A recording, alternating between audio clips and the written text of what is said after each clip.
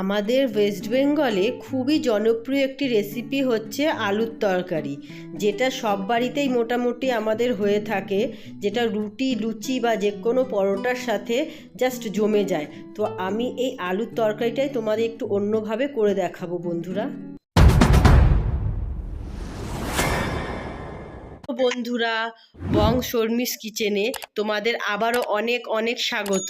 আমি শর্মিষ্ঠা তোমাদের জন্য আবারও নতুন একটা রেসিপি নিয়ে এসেছি, যেটা হচ্ছে আলুর তরকারি। তোমাদের দেখবে অবশ্যই ভালো লাগবে। আলুগুলোকে দেখো বন্ধুরা, ঠিক একই সাইজের আমরা সব আলুগুলোকে পুরো একই সাইজের এরকম ডুমো ডুমো ছোটো ছোটো করে কেটে নেব। সেগুলোকে জলে রেখে দেবো, নইলে কালো হয়ে যাবে। তো তার জন্য আমরা জলে রেখে দেব। এরপরে আমরা টমেটোগুলোকেও এইভাবে ছোট ছোট করে কুচিয়ে নেব। সমস্ত টমেটো আমরা কুচিয়ে নেব। মোটামুটি আমি 3টে টমেটো নিয়েছি, মাঝারি সাইজে 3টে টমেটো নিলেই হবে। এরপরে আমরা 3টে কি 4টে কাঁচা লঙ্কা এরকম করে ফেলে নেব। তারপরে একটা কড়াইতে সরিষার তেল দিয়ে 1/2 চামচ 5 ফোড়ন ও 2টো শুকনো লঙ্কা ফোড়ন দিয়ে আলুগুলোকে আমরা ছেড়ে দেব।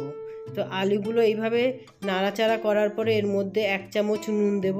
আগেই বলেছি, তোমরা যেই রকম পরিমাণ করবে সেই অনুযায়ী আন্দাজ মতন নুন দেবে, তোমাদের স্বাদ অনুযায়ী। তো এটাকে একটুখানি লাল লাল করে ভাজবো। এই পুরো আলুটাকে আমরা লাল লাল করে ভাজা ভাজা করে নেব। লাল লাল একটু ভাজা ভাজা হলে এই পর্যায়ে আমরা কিন্তু টমেটোগুলো দেবো। টমেটোগুলো কিন্তু আগে আমরা দেব না, যখন একটু লাল লাল হয়ে যাবে সেই পর্যায়ে আমরা টমেটোগুলো দিয়ে নাড়াচাড়া করব।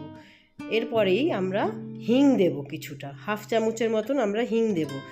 অনেকে কি করে বন্ধুরা, হিংটা তেলে ছেড়ে দেয়, কিন্তু আমি কিন্তু হিংটা এইরকম মাঝে রান্নার মাঝে দিই, কেননা তাহলে হিংয়ের গন্ধটা ভালো আসে। তেলে দিলে না ঠিক গন্ধটা পাওয়া যায় না লাস্টে।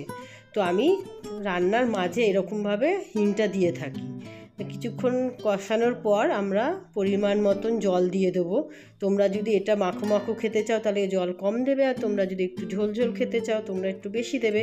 আমি একটুখানি হালকা ঝোল রেখেই করব, তার জন্য একটু জলটা বেশি দিয়েছি।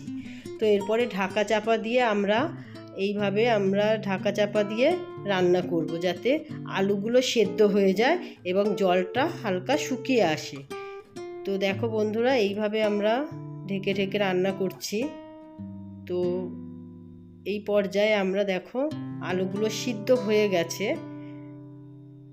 এই পর্যায়ে আমরা দেব 1 চামচ চালের গুঁড়ো। যে চালের গুঁড়ো হয় না, ওই চালের গুঁড়ো আমরা 1 চামচ দেব। তোমরা না দিলেও পারো, আলুগুলো ভেঙে দিতে পারো, কিন্তু আমি দিই কেননা আলুগুলো যাতে গোটা গোটাও থাকে, আলুগুলো সেদ্ধও যাতে হয়ে যায়, এদিকে যাতে গাঢ় গাঢ় ঝোলটা থাকে, খেতে খুব ভালো লাগে, দেখতেও ভালো লাগে। তার জন্য আমি চালের গুঁড়োটা ইউজ করি। তোমরা যদি মনে করো যে চালের গুঁড়ো দেবে না, তোমরা কিন্তু আলুগুলো ভেঙেও দিতে পারো, কিন্তু আলুগুলো ভেঙে দিলে দেখতে অতটা ভালো লাগে না, ঘাটা ঘাটা হয়ে যায়। তো আমি এইভাবেই মোটামুটি চালের গুঁড়ো দিই। তাতে কি হয়, ঝোলটাও গাঢ় হয়ে যায়, আর দেখতেও ভালো লাগে, খেতেও কিন্তু ভালো লাগে।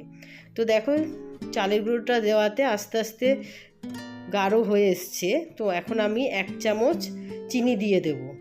1 চামচ না, আমি 2 চামচ দেব, কেননা এই তরকারিটা একটুখানি মিষ্টি মিষ্টি হবে, যেহেতু টমেটোর পরিমাণটা বেশি, টক মিষ্টি লাগবে। তো তার জন্য আমি 2 চামচ চিনি দিয়েছি। এরপরে আমরা আরও কিছুক্ষণ ফুটিয়ে নেওয়ার পরে লাস্টে আমরা কাঁচা লঙ্কা যে ফেলে রেখেছিলাম, সেই কাঁচা লঙ্কাগুলো আমরা দিয়ে দেব, এবং দিয়ে দেব কিছুটা কাসুরি মেথি যে হয় না, ওই কাসুরি মেথি আমরা একটু হাতে ক্রাশ করে দেব, যাতে গন্ধটা ভালো আসে। তোমরা একটু ধনেপাতাও দিতে পারো, কিন্তু আমার কাছে ধনেপাতা ছিল না, তাই আমি দিইনি। না দিলেও হয়, কাসুরি মেথিতে একটা ভালো গন্ধ আসে এবং ভালো লাগে খেতে, কাসুরি মেথি দিলেও হয়। তো আমাদের দেখো হয়ে গেছে রান্নাটা। দেখো একটু হালকা ঝোল ঝোল রয়েছে, এটা নামানোর পরে একটু গাঢ় হয়ে যাবে। এরপরে আমরা ঢাকনা দিয়ে রেখে দেবো, পরে সার্ভ করব। দেখো বন্ধুরা, আমাদের আলুর তরকারি রেসিপিটা রেডি। তো কেমন লাগলো অবশ্যই আমাকে জানাবে, এবং বাড়িতে কিন্তু অবশ্যই এইভাবে ট্রাই করবে, কথা দিচ্ছি দারুণ লাগবে। তো আজকের জন্য টাটা, আবারও আসবো কোনো এক নতুন রেসিপির সঙ্গে। তো আজকের জন্য টাটা বন্ধুরা।